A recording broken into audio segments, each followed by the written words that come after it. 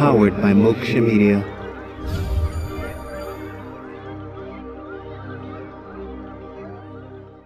Hello everyone, this is Stan the Real Estate Man, Managing Partner at AgentsDFW. And this is Daymond, the closer, broker, and realtor with AgentsDFW. And this is Real Tips. Brought to you by AgentsDFW.com, a brand of trust and integrity. And as always, we're customizing your real estate needs. That's right.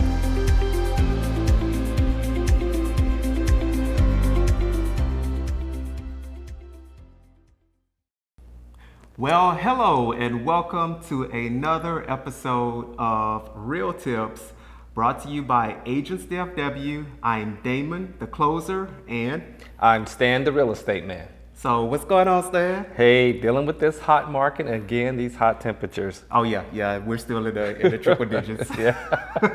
Little better today with the coverage of the clouds, so. Yeah.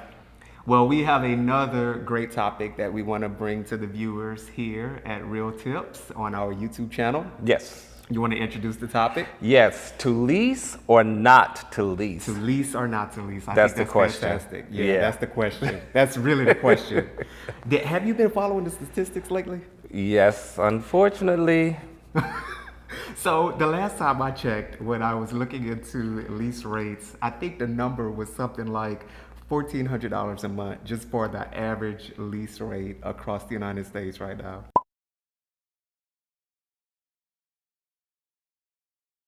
Yes, and if you have noticed across the DFW area, there's nothing going up but apartments. Yeah. And you know, I just had a moment because I was thinking back when I was in college and I was looking for an apartment and I could easily get an apartment for like $500 or $600. Long gone are those days. Wait, am I telling my age? Or well, the market changes so quickly. Yeah, but, well, you know. I had one in DC and I was paying $3 something a month. So Oh, you man. can tell I'm telling my age, but that's okay. Heck yeah. Well, you know what? We have some great things to bring to the viewers here when it comes to leasing. We have about 4 topics that we want to cover in this episode. So I'll let you go ahead and introduce the first one.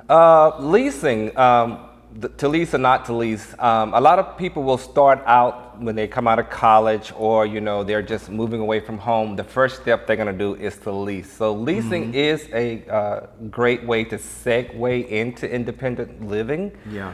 From your parents or just saying, you know, how you can do on your own. So leasing from that standpoint can be very good. Yeah. But it's also very important to learn while you're there. So it helps you segue into ownership.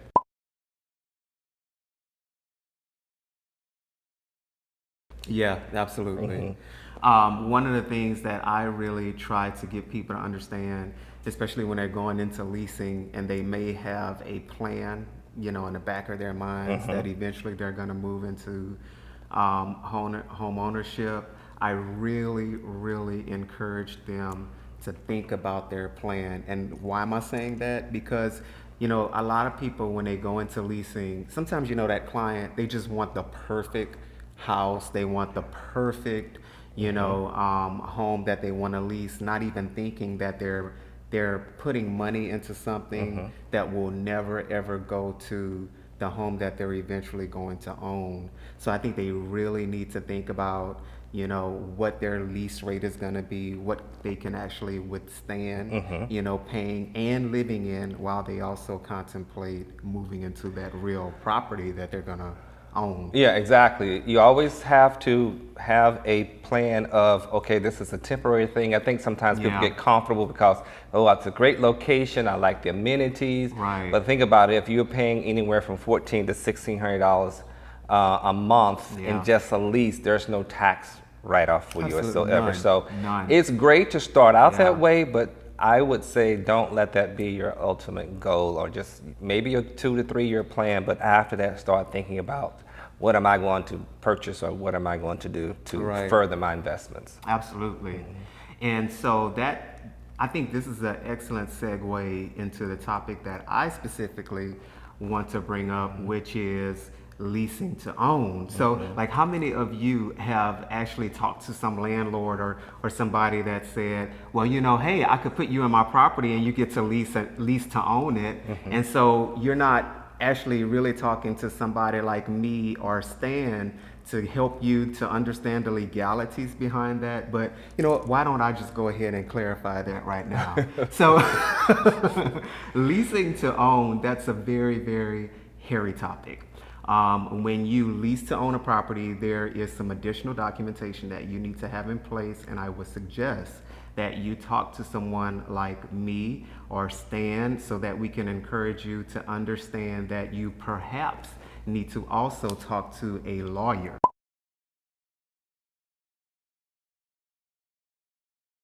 Exactly. Now, what we can do is we can help you to inspect your lease to own paperwork that you're getting from the owner that wants to help you lease to own a property.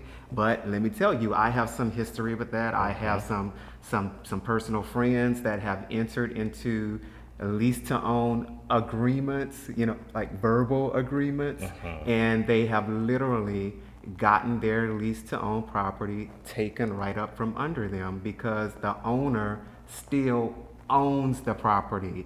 And so we're talking about it. We're in a hot market right now. If you're leasing to own a property and that owner wants to now sell the property because he has top dollar for that property, he can do it. He can legally do it, and you just have to be given a notice, and then you have to move out after a certain amount of time. So that's how that works. So just be very, very careful. Yeah, be very careful, and like Daymond said, seek an attorney's assistance to make sure that that paperwork is there and it's there to protect you, that the owner is aware that they're entering into a contractual agreement with you, just on the lease side and then on the lease to own side. So also they pay very close attention to the ends, to something that a little mistake that you can make and where the owner can back out of the deal. Yeah. So please sit down with us and then also with an attorney to make sure you understand every piece of and all the language within that contract or the legal agreement. Absolutely. Absolutely. So I think that can help us move on also on into the next segment, which is now you're at that 2-3 year stage. Now you're thinking, how long should I lease? My suggestion would be, if you are here, you are established, you think you're going to be here for any length of time beyond that 2 to 3 year period, then start thinking about ownership. Yes. So my suggestion is a 2 to 3 year plan. At that point, you should be at the time frame where you want to start purchasing or looking to purchase, and what that would entail.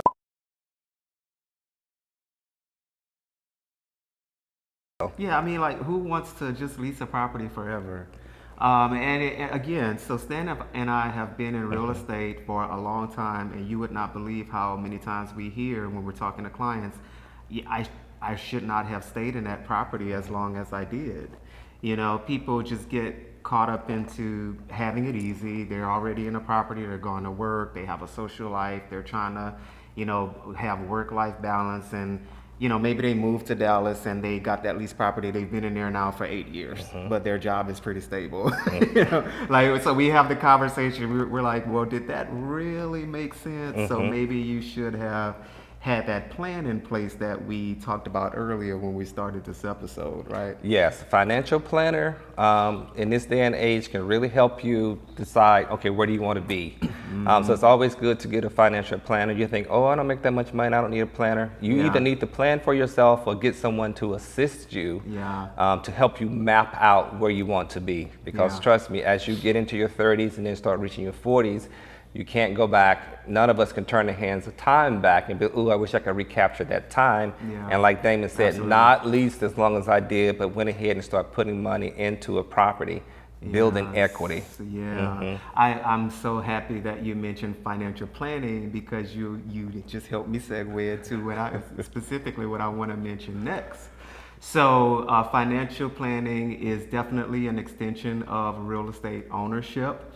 And how does that tie back to leasing, what we're discussing with you right now? Well, so maybe you've implemented that plan, okay? So you went from leasing to home ownership. Now you got some extra cash because you've been in your home for like 5 to 10 years and you want to start doing some real estate investing. And we're talking about to lease or not to lease. So one good thing to do is just to start purchasing additional property, and instead of flipping or selling, please consider leasing.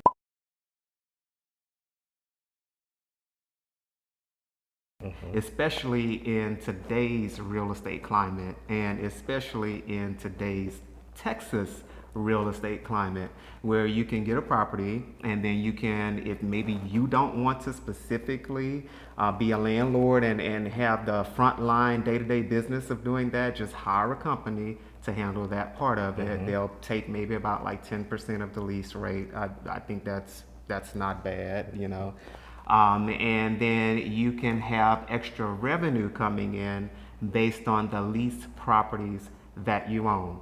Now, we're just offering that as an alternative. We're not saying do that instead of, you know, selling or flipping. Just really, again, look at what comes after that first plan that you implemented, because now you're done with that part. Now it's time to take the plan to the next level. Think about what you want to do. Do you want to, you know, buy homes? Do you want to sell them? Do you want to lease them out? And of course, if you have any questions, just let us know, because that's our jobs. Like, we understand the legalities and the paperwork involved with all of that. Yeah, and that's a way to build your real estate portfolio. If you Yes. start out, even if you say, I'm going just to buy a small condo, Yes. when you are going from your lease to your first purchase, you can buy a small condo, then you can hold on to that. Because just think about it. If you are paying rent for a condo or a house in the area that you're in, $1,500 a month, you think, okay, I can still get this, but my mortgage on my condo is only $700 a month. So think Yeah. about what you can take with that additional income.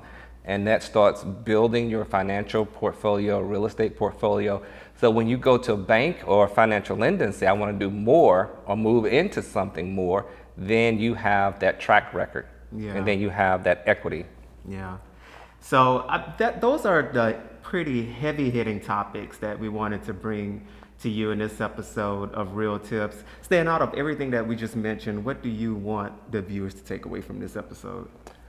Planning, Yeah. real estate, Yeah. real estate. That is something that you can't make more land, you can't build more land unless something happens and we develop something off the ocean or something. But Yeah. the land that's here, get it, even if you buy a lot or even if you invest with a good friend or family, start purchasing real estate, because that is the ticket to wealth building. Absolutely. That's my main topic too.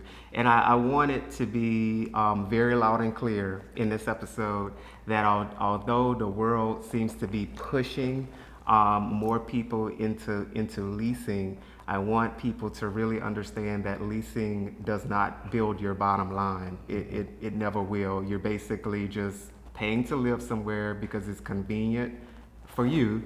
And it's also convenient for the owners because they're making money off of you staying in their properties.